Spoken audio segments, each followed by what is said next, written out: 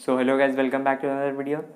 सो जैसा कि आप देख सकते हैं, मैं यहाँ पे शिव जी का एक्रेलिक पेंटिंग ड्रॉ कर रहा हूँ। So through out the painting जो भी लर्निंग्स होंगे और जो भी इम्पोर्टेंट एक्रेलिक पेंटिंग टिप्स होंगे वो मैं आपको एक एक करके शेयर करूँगा, जिससे कि आप वो उन गलती को ना रिपीट करो और अपने आर्टवर्क को और इम्प्रूव कर सको। सो चलो शुरू करते हैं। सो टिप नंबर 1, जब भी आप एक्रेलिक कलर्स को किसी भी कैनवस या फिर पेपर में अप्लाई करते हो कलरिंग करने के लिए, जब वो कलर ड्राई हो जाता है तो वो कलर डार्कर होता है। आपने जितना एक्सपेक्ट किया होता है उससे वो डार्कर होता है। इस चीज़ का आपको हमेशा ध्यान रखना है। आपको कोशिश करना है कि आप उस कलर को पहले ही लाइट कर दो और आपको जो शेड डिज़ायर्ड है उससे थोड़ा लाइट उसको कर लो। और लाइट करने के लिए आप वाइट कलर का यूज़ कर सकते हो या फिर कोई भी लाइटर टोन का कलर का यूज़ कर सकते हो, जिस भी रेस्पेक्टिव कलर को आप यूज़ कर रहे हो, और फिर उसके बाद आप उसको अपने पेंटिंग में अप्लाई करो। फॉर एग्ज़ाम्पल यहाँ पे जैसा कि आप देख सकते हैं, मैंने यहाँ पे येलो और ब्राउन कलर इसमें मिक्स किया था ये कलर को फॉर्म करने के लिए, बट ये यहाँ पे अप्लाई होने के बाद थोड़ा डार्कर है और ये हमें लाइट येलो जैसे कि लेमन येलो का फील नहीं दे रहा है। इस चीज़ का आप ध्यान रखना और तब उसके बाद आप अप्लाई करना। टिप नंबर 2, जब भी आप एक्रेलिक पेंटिंग बना रहे हो और एक्रेलिक मीडियम में काम कर रहे हो तो आप ज़्यादा से ज़्यादा ब्लेंडिंग का प्रैक्टिस करो, क्योंकि ब्लेंडिंग के लिए जो टाइम अवेलेबल होता है एक्रेलिक कलर्स में वो बहुत कम होता है as comparison to other medium. क्योंकि एक्रेलिक कलर्स जल्दी ड्राई हो जाता है, इसीलिए हमारे पास ब्लेंडिंग एक कलर से दूसरा कलर को ब्लेंड करने का टाइम बहुत ज़्यादा कम होता है। इसीलिए अगर आपको ब्लेंडिंग का प्रॉपर नॉलेज रहेगा और आपको प्रॉपर प्रैक्टिस रहेगा तो आप एक कलर के बीच में दूसरे कलर को अच्छे से ट्रांजिशन करके उसे ब्लेंड कर सकते हो और अपने आर्टवर्क में रियलिज्म इफेक्ट ला सकते हो और उसका आउटकम को अच्छा कर सकते हो। आपको ब्लेंडिंग का ज़्यादा से ज़्यादा प्रैक्टिस करना है। टिप नंबर 3 है, जब भी आप एक्रेलिक मीडियम में काम करते हो तो आप ब्रश को अच्छे से क्लीन कर लो और उसके क्लीननेस पे प्रॉपर ध्यान दो। उसके लिए आप एक कंटेनर में वाटर स्टोर करके रख सकते हो और उसमें डिप करके आप ब्रश को वॉश कर सकते हो। जब आप एक कलर से काम कंप्लीट कर लो, आप दूसरे कलर में मूव करते हो तो आप ब्रश को इमीडिएटली वॉश कर सकते हो। और आप साथ में एक कॉटन का कपड़ा भी रख सकते हो जिसमें आप उसमें से जो भी एक्स्ट्रा वाटर है उसको अब्जॉर्ब कर लो। इस चीज़ का ध्यान रखोगे तो आपका जो ब्रश का लाइफ होगा वो एकदम ज़्यादा होगा और ब्रश लॉन्ग लास्टिंग होगा। ब्रश में कलर जनरली ड्राई हो जाता है जिसके कारण उसका जो ब्रिस्टल है वो अफेक्ट हो जाता है और आप नेक्स्ट टाइम जब भी उसे यूज़ करोगे किसी भी एक्रेलिक पेंटिंग में कलरिंग करने के लिए तो आप देखोगे कि वो एकदम अच्छे से परफॉर्म नहीं कर पा रहा है। इसीलिए अगर आप ब्रश के क्लीननेस पे ध्यान दोगे तो आप एक्रेलिक पेंटिंग करते समय अपने ब्रश का जो लाइफ है उसको लॉन्ग लास्टिंग बना सकते हो। टिप नंबर 4 है, जब भी आप एक्रेलिक कलर को मिक्स करने के लिए पैलेट का यूज़ करते हो तो आपको टोन के अकॉर्डिंग हर बार कंटेनर को चेंज करना है। फॉर एग्ज़ाम्पल जैसे पैलेट में डिफरेंट डिफरेंट कंटेनर्स होते हैं, तो जब आप एक टोन की कलर को मिक्स कर रहे हो तो आप उसमें उसे मिक्स करो और जब आप टोन को चेंज कर रहे हो तो आप अलग कंटेनर में यूज़ करो। एक कंटेनर में मिक्स करने से हो सकता है आपका टोन जो है वो आपका डिज़ायर्ड टोन फॉर्म ना हो और आपका कलर मिक्सिंग अच्छे से ना हो। फॉर एग्ज़ाम्पल सपोज़ यहाँ पे मेरे पास ये पैलेट है।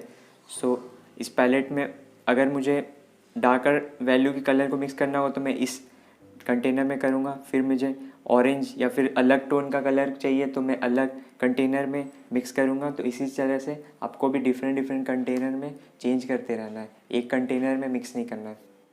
टिप नंबर 5 है, जब भी आप पैलेट का यूज़ करते हो एक्रेलिक कलर को मिक्स करने के लिए तो आपने नोटिस किया होगा कि पैलेट में बहुत सारा एक्रेलिक कलर्स ड्राई हो जाता है और वो तो ऐसे भी यूज़ नहीं होगा, वो तो वेस्ट होता है।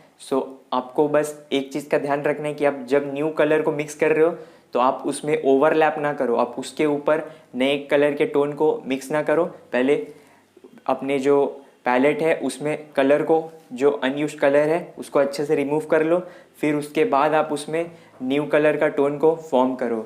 और अगर आप ओवरलैप करते हो तो हो सकता है कि जो आपका ड्राई कलर है वो उसमें ब्रश में अप्लाई हो जाए और जब आपने आर्टवर्क में उसे अप्लाई करो तो आपके आर्टवर्क को ख़राब कर सकता है। सो इस बात का आपको ध्यान रखना है। सो फॉर एग्जांपल मेरे पास यहाँ पे ये पैलेट है, तो जैसा कि आप देख सकते हैं यहाँ पे ये सारे कलर ड्राई हो चुके हैं। तो अभी पहले मैं इन सारे कलर को रिमूव करूँगा और एक कंटेनर को अच्छे से क्लीन करूँगा, फिर उसके बाद मैं नए टोन के कलर को फॉर्म करूँगा और अपने आर्टवर्क में अप्लाई करूँगा। सो इस चीज़ का आपको ध्यान रखना है।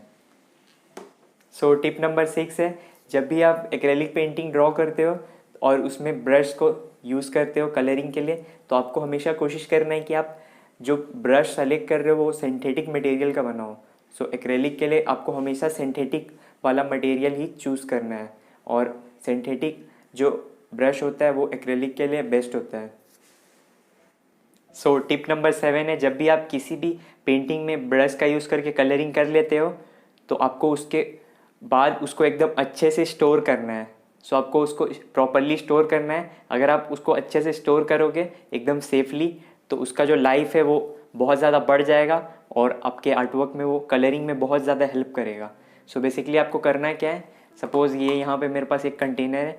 सो जब मैं इसमें ब्रश को स्टोर करूँगा तो मैं जो ब्रिस्टल है, ब्रश का जो ब्रिस्टल होता है, सपोज़ यहाँ पे मेरे पास ये ब्रश है। सो ब्रश का ये जो ऊपर वाला पार्ट है, ये एकदम पॉइंटेड पार्ट जो है, जैसा कि आप देख सकते हैं, सो इसको हम ब्रिस्टल बोलते हैं। सो इसको आपको नीचे ऐसे करके स्टोर नहीं करना है, इससे इसका जो ब्रश का हेयर है ये अफेक्ट हो जाता है और जब आप कलरिंग करते हो तो उसमें अफेक्ट होता है। सो बेसिकली आपको क्या करना है, आपको ये ब्रिस्टल जो है उसको आपको एकदम ऐसे करके फेस ऊपर करते हुए इसको स्टोर करना है।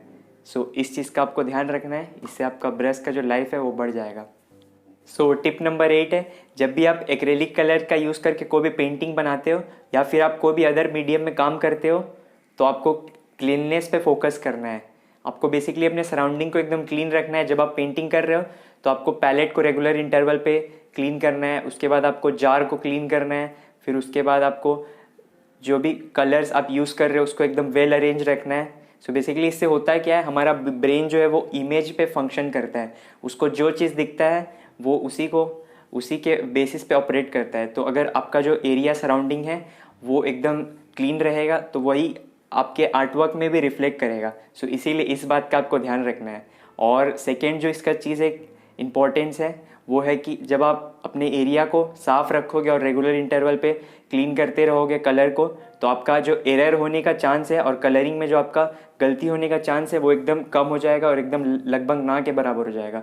सो इस चीज़ का आप ध्यान रखना। सो टिप नंबर 9 है, जब भी आप कोई भी एक्रेलिक पेंटिंग बनाते हो तो आपको हमेशा उसमें बैकग्राउंड को ऐड करना चाहिए। सो बेसिकली बैकग्राउंड से क्या होता है, बैकग्राउंड से आपका व्यूअर का जो अटेंशन होता है वो आपके आर्टवर्क में आता है। सो आप बैकग्राउंड का यूज़ करके व्यूअर का अटेंशन को अपने सब्जेक्ट पे ला सकते हो। फॉर एग्जांपल यहाँ पे जैसा कि आप देख सकते हैं, मैंने यहाँ पे ये एक्रेलिक पेंटिंग बनाया है लॉर्ड शिवा का। सो इसको मैं ऐसे भी छोड़ सकता था, बट मैंने यहाँ पे इसमें बैकग्राउंड ऐड किया। सो बैकग्राउंड में बेसिकली मैंने यहाँ पे इस तरह से कलर को मिक्स किया और इस तरह से कलर को कंबाइन किया है कि जो व्यूअर जब इस आर्टवर्क पे देखेगा तो उसका जो अटेंशन है वो हमारे सब्जेक्ट पे जाएगा। सो इस तरह से आप भी बैकग्राउंड का यूज़ करके अपने आर्टवर्क में डेप्थ ला सकते हैं। सो सपोज़ मैंने यहाँ पे इस बैकग्राउंड के लिए यहाँ पे येलो कलर यूज़ किया है, ऑरेंज कलर यूज़ किया है और हल्का सा रेडिश कलर यूज़ किया है। सो इन तीनों कलर को कंबाइन करके मैंने इस तरह से मिक्स किया है कि हमारा जो सब्जेक्ट है उस पर व्यूअर का फोकस जाए। सो आप भी इस चीज़ को यूज़ करके देख सकते हो कि ये आपके लिए कैसे वर्क करता है। सो टिप नंबर 10 है, ये है ब्रश से रिलेटेड। सो जब भी आप पेंटिंग में कलरिंग करने के बाद ब्रश को वॉश करते हो, सो आपने बहुत बार ये मिस्टेक किया होगा। सो बेसिकली आप क्या करते हो, ब्रश को उसमें अपने जो जार है उसमें डिप करके छोड़ देते हो, ये सोच के कि आपका जो एक्रेलिक है वो उससे बाहर आ जाएगा और एक्सट्रैक्ट हो जाएगा। सो ये गलती आपको एकदम नहीं करना है।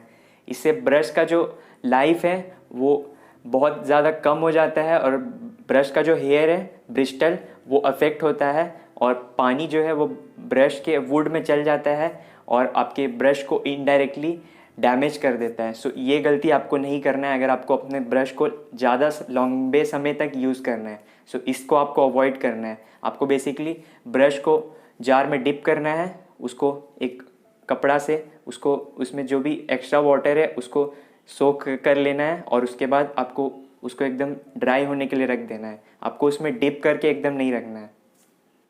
सो टिप नंबर 11 है, आप चाहे कोई भी मीडियम में काम कर रहे हो, चाहे वो ग्रेफाइट हो, चारकोल हो, वाटर कलर हो, या फिर कलर पेंसिल हो या एक्रेलिक हो, आपको पेशेंस रखना होगा और आपको रेगुलर इंटरवल पे उसे प्रैक्टिस करना होगा और अपने जो फेलियर्स है उसके बेसिस पे अपने को जज करना होगा और अपने जो शॉर्ट कमिंग्स है, जैसे आपने जो भी लास्ट आर्टवर्क से सीखा है उसको आप इस आर्टवर्क में अप्लाई करो, जो आप इससे सीखोगे उसको अपने आगे वाले आर्टवर्क में अप्लाई करो। सो ये पूरा एक लंबा प्रोसेस है। इस जर्नी में आपको पेशेंस रखना पड़ेगा और आपको रेगुलर इंटरवल पे प्रैक्टिस करना पड़ेगा। और सबसे बड़े क्रिटिक आप अपने खुद हो, आपको खुद अपने आर्टवर्क को जज करना पड़ेगा और देखना पड़ेगा कि कहाँ पे गलती था, इसमें मैं क्या इम्प्रूव कर सकता हूँ, इससे मैं क्या अच्छा चीज़ है जो लेके जा सकता हूँ, जो मैं अपने अगले आर्टवर्क में इम्प्लीमेंट कर सकता हूँ। सो जब इस तरह से आपका लर्निंग प्रोसेस डेवलप हो जाएगा तो फिर आपको किसी भी मीडियम में आप सक्सेसफुल हो सकते हो और कोई भी मीडियम में आप अच्छे से लर्न कर सकते हो और अपने पेंटिंग को इम्प्रूव कर सकते हो।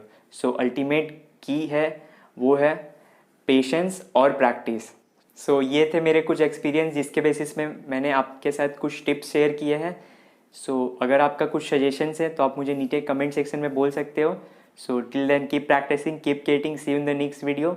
Leave love create.